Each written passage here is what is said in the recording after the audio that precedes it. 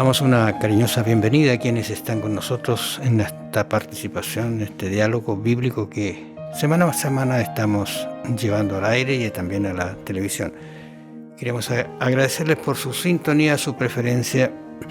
Los temas han sido realmente hermosos y ahora viene un tema que más de alguno va a pensar que no es del todo bueno o no tiene explicación. Hay algunas personas que dicen ser ateos, que no creen en Dios, y una de las excusas, lo digo así entre comillas, una de las excusas es que ¿por qué Dios, si es bueno, existe el mal? ¿Cómo apareció? ¿Qué es lo que pasó en una mente tan perfecta? Son cosas que, como dice la Biblia, hay cosas secretas que pertenecen a Dios y otras para nosotros, y aún así esas reveladas se nos complica a veces entenderlas. Así que bienvenido Pastor Celi. Pastor Sergio Celi nos está acompañando acá. Muchas gracias, hermano Raúl, por la oportunidad de estar acá en los estudios de Nuevo Tiempo. El problema del mal, dice nuestro estudio de la semana. ¿Por qué dice problema? ¿Por qué no dice el mal nomás? Porque es un problema. Es un problema. Bueno, se entiende como un problema porque se lo ha tratado desde el punto de vista filosófico durante siglos.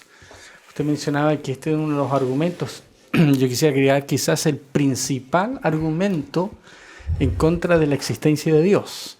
Algunos le atribuyen a Epicurio, el que planteó por primera vez este problema, o el dilema de Epicurio, que en realidad no hay mucha evidencia de que él lo haya planteado, pero hay varios autores cristianos que le atribuyen a él este razonamiento. Y que dice básicamente así: si Dios es todopoderoso, significa que Él puede hacer todo lo que puede hacer todo lo que quiere, ¿no? Y que Él es bueno, ¿no? Si Él es todopoderoso y Él es bueno, ¿por qué existe el mal? ¿Ya? Pareciera que quizás no es tan todopoderoso para prevenir la existencia del mal, o no es tan bueno porque permite que el mal exista, ¿no? Entonces, este dilema, este problema ha sido conversado, ha sido dialogado, intentado responder por siglos, digamos, por los pensadores cristianos. Por allí hay un autor alemán de la época de Ilustración que le puso un nombre a este intento de respuesta al problema del mal y se llama teodicea. Cuando hablamos de teodicea, se está hablando de una justificación de Dios frente al mal, ¿no? De teo, Dios, y dikeo, que es justicia, ¿no? Entonces, hacerle justicia a Dios frente al tema de la existencia del mal. ¿Por qué Dios permite el mal? O otros directamente dicen, ¿por qué Dios hace cosas malas, ¿no? ¿Por qué Dios permite que estas cosas pasen? ¿Por qué Dios me hace esto, ¿no? Y interesante que esta queja, ¿no? ¿Y por qué? ¿Por qué, Señor? Está a lo largo de toda la Biblia también. O sea, la Biblia no es ajena a esta situación. Y hay varios textos que presentan esa queja, ¿no? Y dice, ¿hasta cuándo, Señor, tú vas a estar permitiendo que las cosas malas pasen, ¿no? Hay que pensar que mucha gente piensa, ¿no? y en la Biblia está, de que pareciera que aquellas personas que hacen cosas malas les va mejor que a los que hacen las cosas buenas.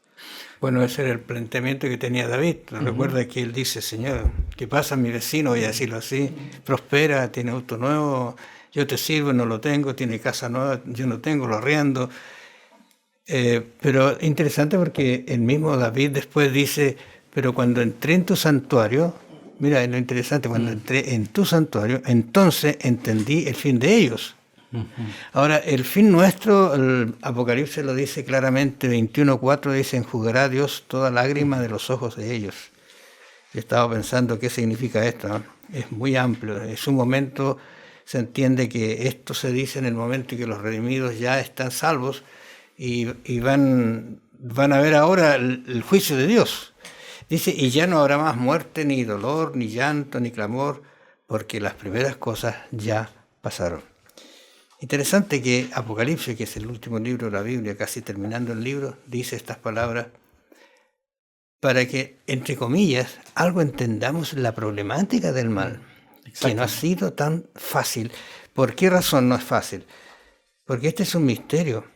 Hay dos grandes misterios en la Biblia, y yo entiendo que Dios no los ha revelado porque no seríamos capaces de entenderlo quizá.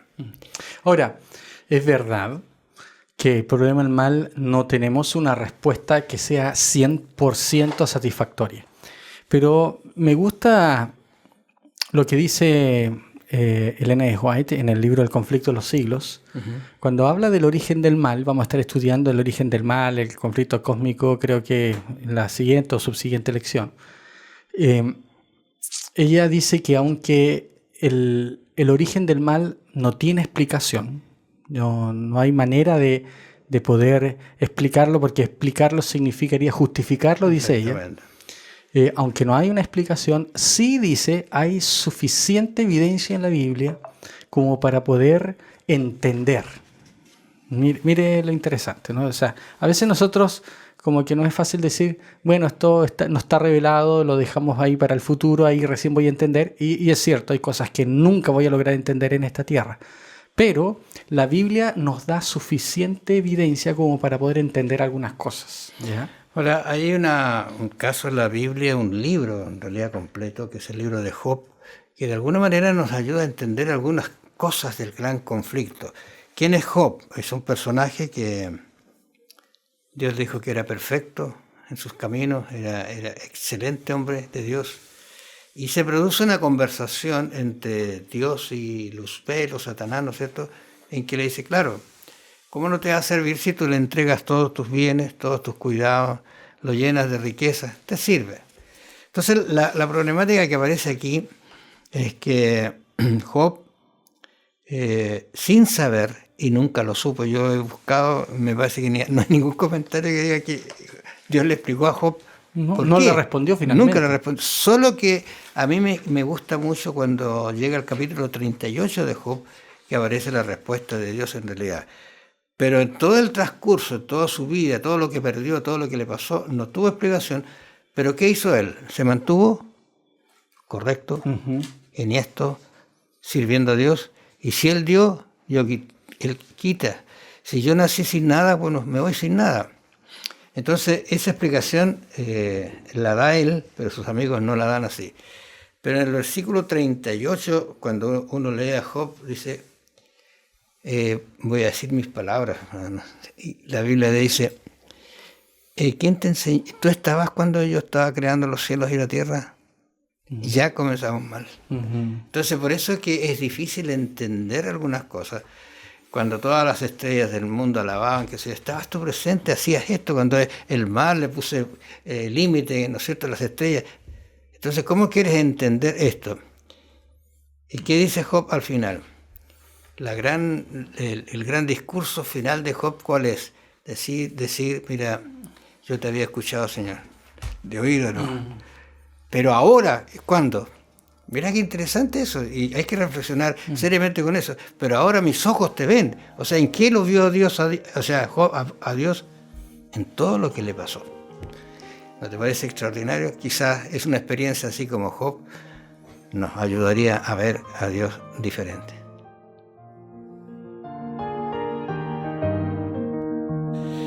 Cuando mirábamos la actitud de Job, lo que pasa, ¿no es cierto?, Job tiene algunas interrogantes que están escritas en su libro a lo largo del libro y son interesantes quizás porque vamos a entrar a analizar un poquito más lo que es el capítulo 38. ¿Qué dice Job frente a la situación? Frente a lo que le está pasando, ¿no es cierto? ¿Qué es lo que dice? ¿Cómo actúa? Yo creo que, no sé si estos amigos se podrían llamar amigos, pero fíjate que al final, y lo voy a resumir así, al final Dios trata a esos amigos, voy a usar una palabra, cruel, y le dice, mira, voy a decir que Job ore por ustedes a ver si los perdono. Porque lo que hicieron con mi siervo Job no fue ayudarlo, sino hundirlo más, pero él, a pesar de todo, quedó flotando y sirviendo a Dios. ¿Cómo es la conversación primera de Job con Dios? interesante que Job, ya en el diálogo con sus amigos, él no entiende por qué le están pasando las cosas que le están pasando. Él entiende que no hay razón para que Dios lo castigue de esa manera. Él dice, por ejemplo, en el capítulo 30, en el versículo 26, dice: cuando esperaba yo el bien, entonces vino el mal. Cuando esperaba la luz, vino la oscuridad.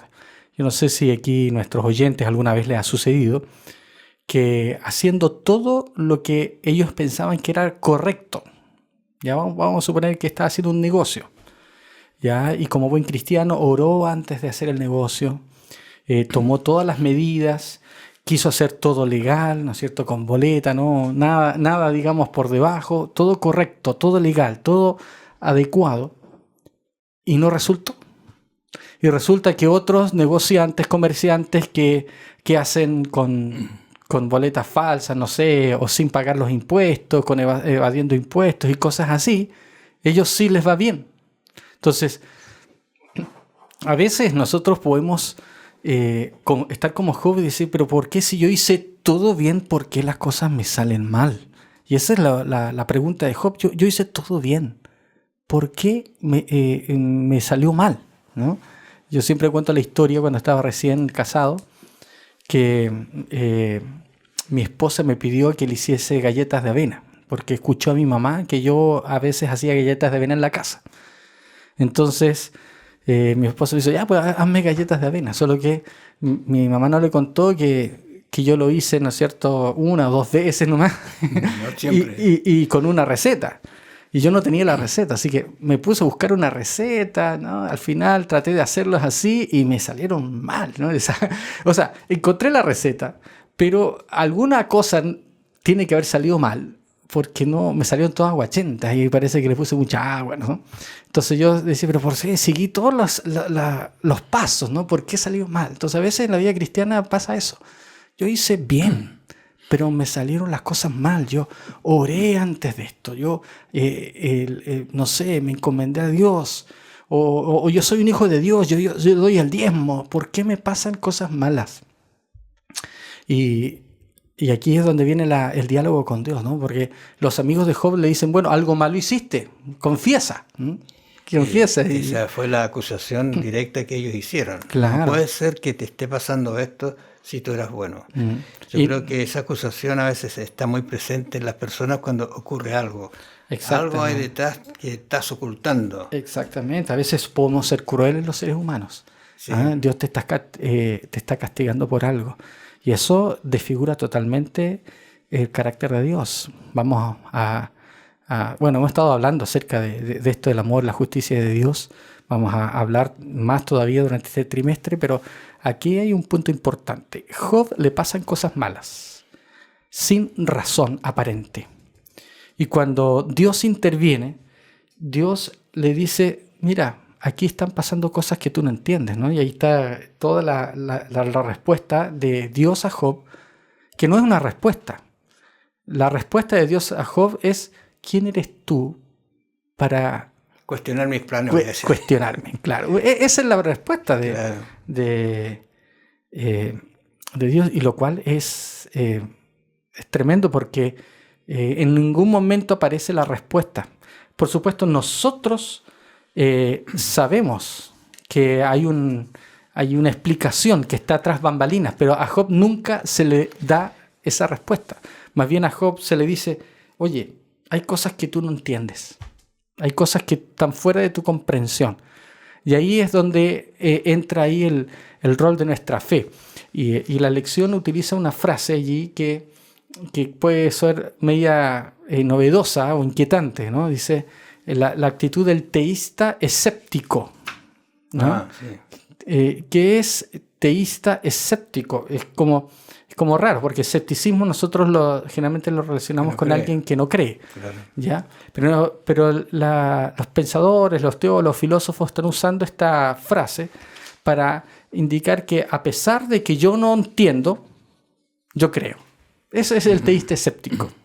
Hay cosas que están fuera de nuestro alcance, y por lo tanto yo, en mi confianza para con Dios, decido entender o creer que Dios tiene suficientes razones para actuar como lo hace, aunque yo no entienda, lo cual es algo complejo. Es complejo. Entonces, yo sigo creyendo en Dios a pesar de que hay cosas que yo no logre entender. Estaba pensando porque cuando Jehová viene a hablarle a Job, le dice, ahora ciñe como varón tus lomos. O sea, prepárate que ahora vamos a... ¿Cómo estaba Job en ese momento? Interesante porque uno estaba vestido, ¿no? Estaba terminando su problema. Incluso cuando uno analiza con detención, cuando se le acaba el problema a Job, no es cuando Dios dice se te acabó, sino pasa un tiempo y aún tiene que orar por los amigos y en la condición en que está.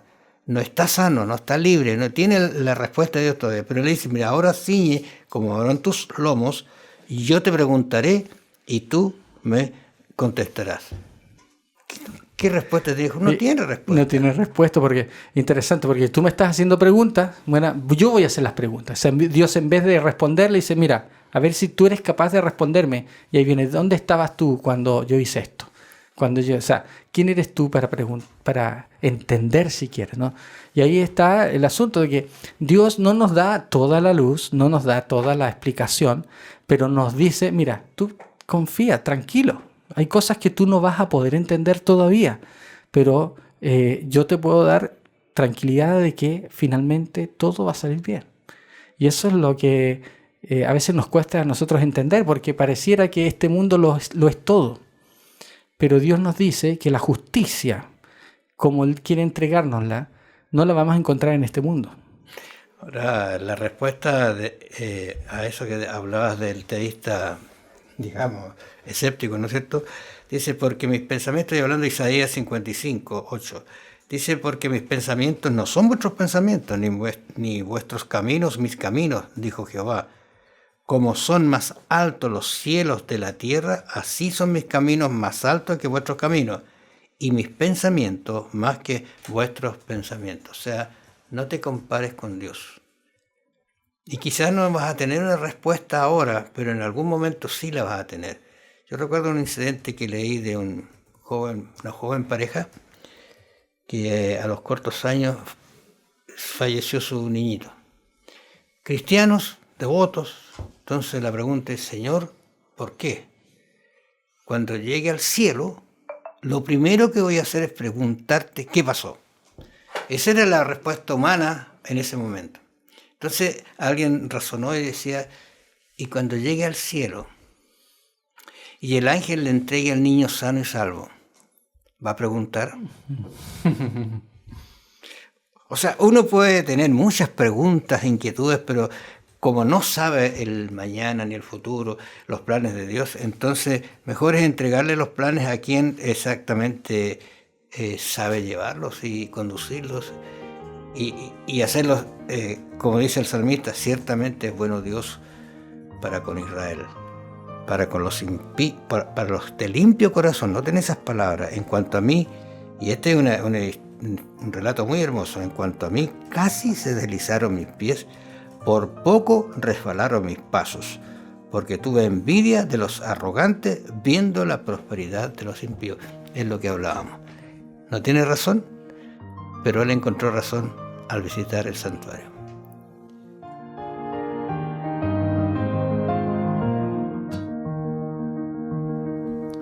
Estábamos conversando, quedé pensando cómo encontró el hombre su respuesta, Job, o sea, al ir al santuario, ¿verdad? ¿Cómo lo encontró? ¿Qué es lo que hay en el santuario que se encuentra respuesta? Es un tema que me está dando vuelta en la mente, especialmente en los conceptos de santuario, muy amplio. Exacto. Pero... El Salmo 73 que estamos leyendo, está usted haciendo referencia, y que es escrito por Asaf, ¿no? Y que se pregunta, ¿no? ¿Por qué vio que el impío prospera en su camino? Pero dice que al entrar en el santuario, él entendió el fin de los impíos. Entonces, por supuesto, ahí hay una esperanza, en el sentido de que el santuario nos muestra que el amor y la justicia de Dios, lo que estamos estudiando durante este trimestre. Ahí vemos que Dios nos ama tanto que Él dio a Jesucristo como sacrificio, ¿no? Ahí en el santuario Él podía ver los sacrificios, Él podía ver cómo Dios se hace cargo de los pecados del hombre y está dispuesto a rescatar a los que están dispuestos a entregar su corazón a Él, ¿no? En el santuario también uno puede entender el juicio de los malvados. Entonces, finalmente, lo que está queriendo decir el Salmo es que es en el santuario en donde se encuentra la justicia final, no en este mundo. En el mundo no hay justicia. En el santuario hay justicia. Ahí Dios hace justicia. Y finalmente, cuando Cristo venga, Él va a poner justicia, las cosas en orden. Aquellos que han aceptado la gracia de Dios recibirán vida eterna. Y los que han rechazado la gracia de Dios y han oprimido al pueblo y han hecho injusticia, recibirán también digamos, el veredicto divino final. Por lo tanto, la confianza que se nos llama es a confiar en Dios, en acercarnos a Él, estar con Él, para poder tener la tranquilidad de que estaremos salvos en Él. La verdad de las cosas es que el santuario tiene muchas respuestas y yo me encontré con una sorpresa hace unos tiempo atrás y alguien me dice, yo no creo en el santuario. Yo digo, no sé qué está pasando con esta persona porque ahí está toda la esencia. Entre nuestra doctrina está el santuario. Pero, ¿quién más se puede encontrar en el santuario? La verdad es que hay muchas respuestas que estarían allí en ese santuario. Estaba pensando en Jesucristo cuando a los 12 años fue al templo. ¿Recuerda eso? Nosotros lo recordamos. Él estuvo conversando, discutiendo, todo lo que había aprendido. Pero un comentario en el White dice que allí él comprendió hacia dónde iba su ministerio. O sea, no estoy hablando como Dios, sino como ser humano, porque acuérdense que Dios era Dios 100%, pero también 100% humano. Y como humano, Él fue aprendiendo como nosotros podemos aprender, conociendo la palabra. Y en el santuario, ahí está el Cordero. Y Él se dio cuenta dónde iba su misión, hacia dónde iba. Interesante eso. El santuario tiene mucho que enseñarnos a nosotros. Ahora, hay un santuario que algunos dicen que el primer santuario fue el Jardín del Edén. Interesante eso, porque tiene muchas cosas también que enseñarnos, pero en capítulo 2, versículos 16 y 17, en el contexto de lo que estamos conversando, se amplía un conocimiento muy hermoso. ¿Qué dice? Y mandó Jehová Dios al hombre, diciendo, de todo árbol del huerto comerás, mas del árbol de la ciencia del bien y del mal no comerás, porque el día que de él comiere, ciertamente morirás. Hay algo muy interesante acá en estos textos, porque Dios creó todo perfecto al principio, ¿no es cierto? Dios creó todo para que el hombre pudiese vivir feliz. Pero junto con la creación de todo este paraíso, ¿no? Que fue la primera tierra creada, el Jardín del Edén, Dios también coloca un árbol. Y algunos dicen, ¿pero por qué hacer un árbol que no se podía comer? ¿Por qué prohibir? O sea, hacer un árbol y decir, ustedes no lo pueden comer. No es el árbol en sí, es lo que representaba el árbol. O sea, aunque era un árbol real concreto, ¿no? Nosotros creemos en la literalidad del relato del Génesis. Y Dios creó ese árbol para poder probar a los hijos, a los primeros hijos de Dios, digamos, a los primeros seres humanos. ¿Por qué? Porque es lo que hemos estado hablando durante estas semanas. El amor de Dios, el amor de Dios es pactual, en el sentido de que Dios espera una respuesta nuestra. Dios no se contenta con una obediencia por temor. Él quiere una obediencia por amor. Y para que el amor exista, tiene que haber libertad. Y aquí entramos a un concepto que vamos a estar hablando esta semana y la semana que viene también. El concepto de la libertad, del libre albedrío. Uh-huh. Entonces, estamos hablando del problema del mal y no podemos dejar de hablar de que el mal existe no porque Dios lo quiera. ¿Ya? Y quizás ese es el primer intento de respuesta que nosotros podemos dar al problema del mal. La Biblia es clara respecto a que Dios no es el originador del mal. ¿Cómo se originó el mal? a través del libre albedrío. Entonces la primera respuesta, ¿no? La primera idea para ir bosquejando una respuesta al problema del mal se encuentra en el aspecto del libre albedrío y el amor de Dios. Dios creó a las criaturas con libertad. ¿Por qué? Porque Dios no podía crearlos de otra manera. Dios no quería un amor forzado, un amor obligado, y por lo tanto nos crea con libertad, con libre albedrío. Y el mal ingresa al universo por el mal uso del libre albedrío por parte de las criaturas. Primero, ¿no es cierto?, en el cielo, tenemos ahí la evidencia en Ezequiel capítulo 28, en Isaías capítulo 14, Apocalipsis capítulo 12, donde hay una rebelión en el cielo, donde hay un ser que se rebela contra Dios, quiere ocupar su lugar y cae, ¿no? Y finalmente es expulsado del cielo, ¿no? ¿Cómo caíste del cielo? Es alguien que era perfecto y que de manera misteriosa, que no podemos entender, se rebeló contra eso. Vamos a estar hablando de eso en un par de semanas más, pero el elemento que está presente ahí es que ¿por qué se pudo rebelar esa criatura? Por el libre albedrío. ¿Por qué entró el mal al pecado? Por el libre albedrío, porque Dios nos dio la oportunidad de elegir. Y lamentablemente nuestros primeros padres eligieron mal. Y el pecado se introduce, el mal se introduce por causa de una mala decisión de nuestros primeros padres. Entonces, ese es el primer elemento que nosotros tenemos que entender. Y hay algunos que dicen, no, pero es que el ser humano no tiene libre albedrío porque Dios es el que realiza todo. Pero esa idea es contraria a la Biblia. La Biblia nos muestra a lo largo desde Génesis hasta Apocalipsis, está llena de invitaciones a aceptar al Señor, a tomar decisiones, ¿no? Hay dos opciones, ¿no? El bien y el mal. Y tenemos que nosotros tomar una decisión. Dios no nos podría estar invitando a tomar una decisión si no existiera libre albedrío.